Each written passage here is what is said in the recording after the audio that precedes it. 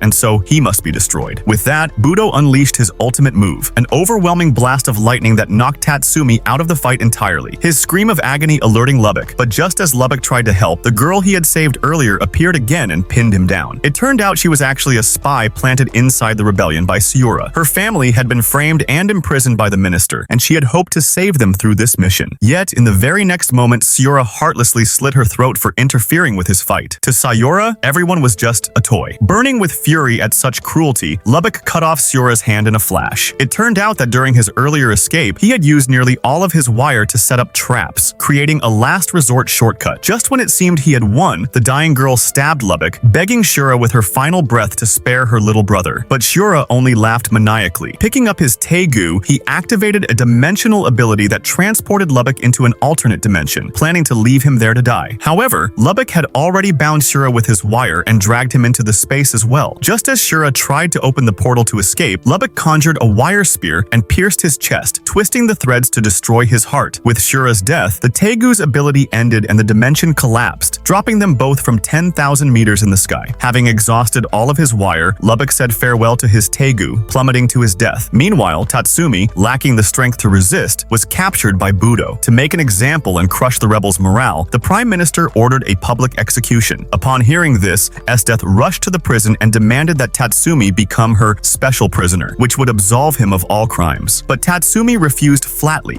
showing no interest in her offer. Esdeath warned him that rejecting her meant death, but Tatsumi, unwavering, said he was already prepared to die. Heartbroken, Esdeath embraced him tightly and said she wouldn't force him to betray his friends, only asking that that he stay by her side. But Tatsumi pushed her away again, saying he had no desire to live alongside someone who spreads destruction and war. Her heart pierced, Esdeath resolved to personally carry out his execution. After a rousing speech from the Emperor, Esdeath slowly approached the execution platform, her sharp blade cutting across Tatsumi's torso, not to kill him, but to test his endurance. She chose every wound carefully, letting his strength decide how long he would last. But just as she was about to strike again, a cannon blast interrupted the ceremony. Mine had come to rescue him. At that moment, the rest of Night Raid sprang into action. Najenda detonated the traps Lubbock had set, blowing up the execution grounds. She and Susanoo took on Esdeath, while Mine and Leon engaged Budo. Esdeath quickly froze Susanoo in place, forcing Najenda to use her own life force to push him into complete form. Even then, they couldn't overpower Esdeath. Meanwhile, Mine and Leone were both severely wounded, Leone paralyzed by lightning, and Mine bleeding from her injuries. But in moments of crisis, the romantic artillery shined brightest. Budo prepared his ultimate attack just as Mine charged her strongest shot. She fired, and the beam struck Budo down, but she collapsed from sheer mental exhaustion. As she fell, Akame, having returned Incursio to Tatsumi, threw it to him. He caught it mid-air and transformed instantly, rushing in to catch Mine before she hit the ground. Seeing Tatsumi escape with Mine, Najenda signaled the retreat, but Esdeath pursued, activating her final move, Time Freeze. She pierced Susanoo through the chest. When time resumed, he was shattered again, reduced to dust, his core crushed beneath Esdeath's boot. But then, the shattered core regenerated. Najenda had used her secret technique once more, sacrificing her own life force for a third and final time to revive Susanoo. His power surged, but even with this strength, he couldn't hurt Esdeath. Najenda ordered Tatsumi to flee, knowing Susanoo's new life was just a flash before death. Susanoo used his last breath to shield his comrades. Even Esdeath acknowledged his will and determination. Away from the battlefield, Mine, knowing her time was near, shared a tearful farewell with Tatsumi by a quiet stream, the setting sun casting a golden glow as they kissed one last time. Elsewhere, though Chelsea's needle hadn't killed Kurome, it accelerated her Teigu's backlash. Now, Kurome had less than a week to live. She used corpses to send a message, challenging Akame to a final duel. Akame read the signal and came to the church, where they began recalling their past. Once, they were siblings taken by an assassin squad, surviving together through brutal tests and ultimately split by the organization. Akame was assigned missions, Kurome subjected to experiments. Despite the drugs making her powerful and unkillable unless decapitated or her heart destroyed, the side effects tortured her mind. To Kurome, being with Akame was the happiest time in her life. But when Akame betrayed the Empire to join Night Raid, Kurome was devastated, growing to hate her sister and desiring to kill her, so she could use her Teigu to keep Akame's corpse as her own. Yet Akame had defected because she saw the Empire's cruelty and realized their upbringing was a lie. She tried to convince Kurome to escape together, but Kurome saw that as betrayal to their fallen comrades. The sisters clashed, their ideologies irreconcilable. Their fierce battle awakened a massive danger beast beneath the church. To protect Kurome, Natala was crushed by a single punch. Doya followed, killed in one grip. Enraged, Kurome launched her attack to avenge her fallen puppets, but her strikes couldn't even scratch the beast, was sent flying by a single slap. But Akame quickly shielded Kurome with her own body. The sisters joined forces once more to battle off the monstrous danger beast. Kurome slashed through the beast's protective helmet while Akame delivered the fatal blow. Though the creature collapsed, the fight between the sisters wasn't over yet. Kurome activated Yatsufusa, summoning a horde of puppets, but their strength was pitiful compared to Akame's blade. Akame cut them down in an instant. Just as Akame prepared to finish Kurome, Wave appeared to save her. But Tatsumi arrived too, stopping Wave, explaining that no one should interfere in the sisters' final battle. Kurome, grateful to Wave, admitted that this was her way of ending the regret she had always carried. Only by killing her beloved sister with her own hands could she move forward, and for Akame, it was the same. In the end, weakened and worn, Kurome couldn't match Akame's skill and died by her sister's blade, but in death, she found peace. Watching the girl he loved die in front of him, Wave broke down in grief, blaming himself for being powerless to help, but Akame reassured him. Just by being there for Kurome in her final moments, he had done enough. She entrusted Kurome's body to him and before leaving told Wave, "If you don't know what you're fighting for, don't pick up a blade lightly. Only those who are ready must wield the sword." Watching Wave walk away, Akame collapsed to her knees, exhausted. Tatsumi, who had witnessed all of it, promised Akame he would never let her lose another friend again. Hearing those words, Akame finally let go of her mask and burst into tears. Even the pouring rain couldn't drown the sound of her sorrow. Tatsumi stood beside her, silent and understanding, for he too knew that pain. With the revolutionary army now at the gates of the capital, it was time to bring down the corrupt empire once and for all. Night Raid received its final mission, to assassinate the root of all evil, the Prime Minister. But the Prime Minister had one last card to play. A massive mechanical colossus emerged from beneath the capital, the Supreme Teigu, Taegu, built by the first emperor 1,000 years ago, a godlike weapon only operable by those of royal blood. Under the prime minister's manipulation, the young emperor launched a counterattack. A single laser from its forehead annihilated an entire city. Seeing such destruction, the prime minister laughed gleefully. With this power, he could never lose, and any damage could be reimbursed by taxing the poor. Seeing innocent towns destroyed and refugees crying in the streets, Tatsumi charged in, determined to stop the chaos. But his attack was meaningless. The supreme Taegu swatted him away like a fly. As he lay battered, the young emperor, unsure but goaded on by the prime minister, began attacking everything around him in a frenzied panic. Wave arrived just in time to rescue Tatsumi. Having found his purpose, Wave fought alongside Tatsumi, but even together, they couldn't leave a dent on the behemoth. Recalling Susanu's words, Tatsumi remembered, no matter how strong something is, it has a weak spot. The supreme Taegu's weakness was its core. Tatsumi had Wave create an opening, then launched a direct strike at the weak point. The emperor screamed as the armor cracked, but retaliated with twin laser beams that blasted both of them away. Wave's fusion ended due to the damage, but Tatsumi rose again. Bearing the will of all his fallen comrades, he refused to fall. In that moment, Incursio, sensing Tatsumi's resolve, evolved, completely fusing with him and transforming him into a dragon-like being. He dodged the incoming attacks with ease and soared through the sky, delivering a devastating blow to the supreme Taegu's weak point. The towering machine collapsed, but as it fell, Tatsumi saw it was crashing toward countless innocent people. Without hesitation, and despite having no strength left, he pushed his body to its limit, sacrificing himself to stop the Taegu from falling on the civilians. He saved them all, at the cost of his life. Tatsumi died peacefully in Akame's arms. Another friend lost, and Akame wept once again. Watching her beloved fall, Esdeath felt heartbreak for the first time in her life. With her pain boiling over, she lashed out at the incoming revolutionary army, freezing tens of thousands of soldiers in a single breath and creating a new battlefield. She challenged Akame to a final, fated duel. Though Akame was powerful, she was still no match for Esdeath in sheer strength. She was beaten back quickly. Knowing she couldn't win as she was, Akame used her cursed blade Murasame to cut into her own flesh, letting its poisonous curse take over her body. The pain was excruciating, but the power it brought was immense. Seeing Akame cast aside her humanity thrilled Esdeath, but she didn't expect Akame to become so strong, so relentless, that she could barely keep up. Ice shields shattered, and Akame's blow pierced Esdeath's arm. Without hesitation, Esdeath sliced off her own infected limb, but instead of weakening, she became even more bloodthirsty, matching Akame blow for blow. Knowing her cursed state wouldn't last, Akame resolved to end it all in one move. As she lunged, Esdeath smirked, unleashing her ultimate move, Time Freeze. But the Akame she froze was only an illusion, a remnant of her murderous aura. The real Akame descended from the sky and struck a perfect, fatal blow. Esdeath was stunned. It was over. Akame had long been preparing a counter to Esdeath's ability. Fatally wounded and her body overtaken by the curse, Esdeath walked slowly to Tatsumi's corpse, gently created a wall of ice to keep Akame away, and finally, Esdeath held the lifeless body of the one she loved most, Tatsumi, and as tears welled up in her eyes for the first time in her life, she chose to freeze herself alongside him, turning both into crystal dust that shimmered in the air, an eternal farewell, and at the same time, the final collapse of the empire. With Esdeath gone, the prime minister panicked and tried to flee through a secret passage, only to be intercepted by Leone. But the cunning minister had prepared a final trick. He activated a hidden Taegu that destroyed Leone's Lion King belt and shot her. Despite being gravely wounded, Leone gritted her teeth and struck the minister down with a thunderous punch. In a frenzy, he emptied his entire magazine at her, bullet after bullet, until the gun clicked empty. Yet Leone still stood tall, bloodied but unbroken. With a final roar of justice, she pummeled him into a lifeless pulp, and with that the revolutionaries claimed ultimate victory. The reign of the corrupt empire had come to an end. Night Raid, having completed its mission, was formally disbanded. Leone bid farewell to Akame and returned to her humble roots in the city of commoners. The citizens now joyfully welcomed the revolutionary army's arrival, and as she walked the streets, Leone smiled, relieved to see prosperity return to the place she once fought for. But her wounds were too grave, and her Taegu destroyed beyond repair. Knowing she had little time left, the proud lion chose not to burden anyone with her pain. She quietly said goodbye to her friends, then passed away alone in a silent street corner, her final moments wrapped in peace. Later, Wave and Run visited Kurome's grave. Standing before the resting place of someone they both cared for, they vowed to do their part for this new world, one built on the sacrifice of so many. As they looked upon a city, still scarred but rebuilding, Najenda stood tall, eyes full of hope. She pledged to dedicate the rest of her life to creating a peaceful world without bloodshed. Akame, carrying the weight of all their sins and losses, chose a solitary path, walking into the distance to carry the darkness of the revolution alone. Her new journey had just begun.